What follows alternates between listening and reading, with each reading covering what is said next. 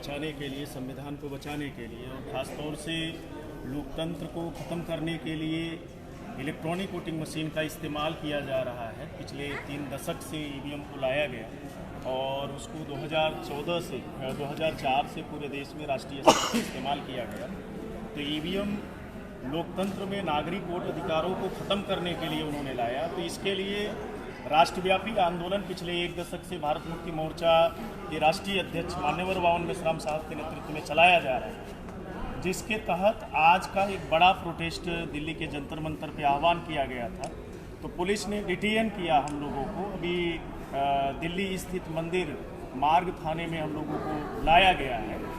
तो ये लड़ाई जेल में हम लोग रहेंगे तो भी लड़ेंगे और चाहे सड़क पे रहेंगे तो भी लड़ेंगे, क्योंकि हम संविधान को बचाने के लिए, लोकतंत्र को बचाने के लिए ऐसे जिन भी साधन संसाधनों का सत्ता में बैठे हुए लोगों के द्वारा इस्तेमाल किया जाएगा, जो संविधान के अधिकारों को ख़त्म करने का काम करेंगे, प्रभाव शून्य करने का काम करेंगे और लोकतंत्र की जड़ों को कमज़ोर करने का काम करेंगे, ऐसे तमाम तंत्र के खिलाफ हम लगातार आंदोलन करते रहेंगे। अभी जो ईवीएम को लेकर बड़ा आंदोलन चल रहा है, तो क्या भारत में जो मुसलमान है ईवीएम को लेकर उसके संदर्भ में आपको क्या कहना है? पूरे देश में बड़ी बड़ी तंजीमें जो काम करती हैं, क्या वो इसको लेकर संघर्ष में उतरेंगी या अभी उसके बारे में बताइए। देश की जो सबसे बड़ी कैडर बेस तंजीम है आज की तारीख में, मुसलमानों की बात करें तो राष्ट्रीय मुस्लिम मोर्चा है। वो लगातार और राष्ट्रीय मुस्लिम मोर्चा के जरिए 31 जनवरी को जंतर मंतर पे भारत मुक्ति मोर्चा के राष्ट्रीय अध्यक्ष जी के द्वारा किए गए आह्वान में राष्ट्रीय स्तर पे मुसलमानों का पार्टिसिपेंस रहा और देश के अलग अलग हिस्सों में जो रह रहे मुस्लिम इंटेलेक्चुअल और स्कॉलर्स हैं, बाखूबी समझ रहे हैं कि आज इलेक्ट्रॉनिक वोटिंग मशीन में गड़बड़ी करके ये लोग सत्ता में जा रहे हैं। और इलेक्ट्रॉनिक वोटिंग मशीन एक संवेदनहीन मशीन है और संवेदनहीन मशीनों से पैदा हुए एमएलए, एमपी, मिनिस्टर और प्राइम मिनिस्टर के अंदर इस देश के नागरिकों के प्रति संवेदना कैसे हो सकती? संवेदना होती तो इस देश की सुप्रीम कोर्ट और सुप्रीम कोर्ट खासतौर से संविधान के द्वारा संचालित की जाती है, तो उन संस्थाओं का इस्तेमाल करते। लेकिन आज इस देश में कहीं भी घटना घटे बुलडोजर चलाया जाए। अभी खासतौर से हल्द्वानी में चुनाव आयोग ने प्रेस वार्ता किया और उसमें उन्होंने कहा कि अभी हम ईवीएम से ही चुनाव कराने की सारी तैयारियां कर रहे हैं और ईवीएम से ही चुनाव करेंगे। तो ईवीएम से ही चुनाव हुआ तो उसके बारे में फिर आप क्या कहना है? ईवीएम से ही अगर चुनाव हुआ तो दुनिया के जिन विकसित देशों की अगर बात करें, जिन्होंने ईवीएम का आविष्कार किया, आज के तारीख में उन्होंने ईवीएम को बैन कर दिया। 2006 में नीदरलैंड ने बैन किया, 2009 में जर्मनी की सुप्रीम कोर्ट ने बैन किया, 8 अक्टूबर 2013 को भारत के सर्वोच्च न्यायालय ने डिसीजन दिया, अपने जजमेंट में ये बात कहा कि ईवीएम से फ्री, फेयर और ट्रांसपेरेंट तरीके से चुनाव नहीं हो सकता। अगर ईवीएम से फ्री, फेयर और ट्रांसपेरेंट तरीके से चुनाव संभव होता तो 24 अप्रैल 2017 को बामसेफ के राष्ट्रीय अध्यक्ष वावन मेश्राम साहब ने निर्वाचन आयोग के खिलाफ कोर्ट ऑफ कंडक्ट का मुकदमा दर्ज किया और कोर्ट ऑफ कंडक्ट का जो मुकदमा दर्ज किया, जिसकी वजह से वीवीपीएटी मशीन लगाई गई, पर्ची निकलने वाली मशीन लगाई गई।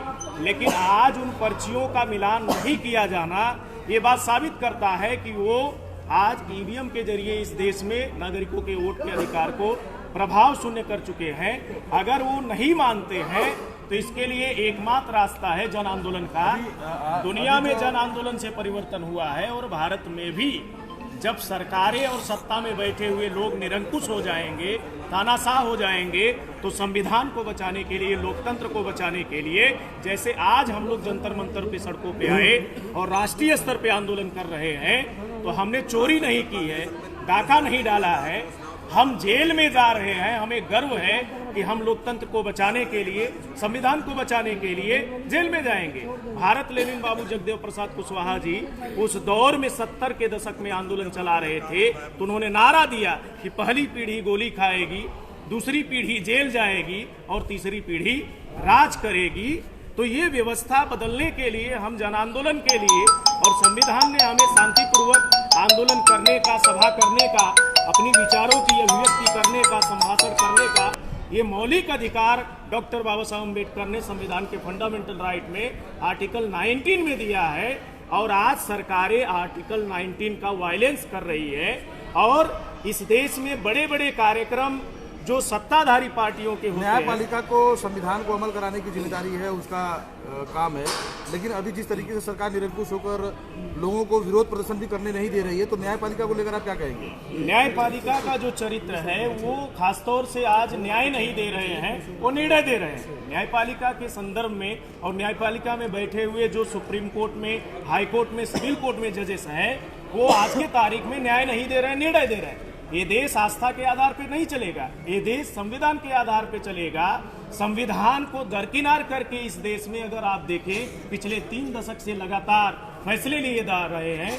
आर्कोलॉजिकल जो डिपार्टमेंट है वो भी, उस पर भी प्रश्न चिन्ह उठता है कि इस देश में तमाम प्राचीन अवशेष है, चाहे वो काशी की बात करें, अयोध्या की बात करें, मथुरा की बात करें, तो वो कार्बन डेटिंग करे और जिस धर्म और समुदाय और पंथ के लोगों के अवशेष है उनको देने का काम करे। ईवीएम को लेकर सुप्रीम कोर्ट का एक निर्णय है अक्टूबर 2013 का, जिसमें फ्री फेयर ट्रांसपेरेंट चुनाव ईवीएम से नहीं होता, ऐसा है, लेकिन फिर भी उसको चुनाव आयोग नहीं मान रहा है। सर विकास, तो अभी ये चुनाव न्यायपालिका का होने के बावजूद भी चुनाव आयोग नहीं मान रहा है, तो इसको आगे फिर रणनीति कैसे क्या बनाएंगे आप? आगे की जो रणनीति है, हम लोग इसके लिए देशव्यापी आंदोलन करेंगे और भारत मुक्ति मोर्चा के राष्ट्रीय अध्यक्ष जी ने ऐलान किया है कि हम 15 लाख बूथ बनाएंगे और अगर वो नहीं मानते हैं तो इस देश के लोकतंत्र को और वोट को अधिकार को बचाने के लिए हम 2024 में 15 लाख बूथों पर ईवीएम मशीन फोड़ेंगे। ऐसा भारत मुक्ति मोर्चा के राष्ट्रीय अध्यक्ष मान्यवर वावन मेश्राम साहब ने ऐलान किया है, अगर इलेक्शन कमीशन ऑफ इंडिया हमारी बात को नहीं मानता है।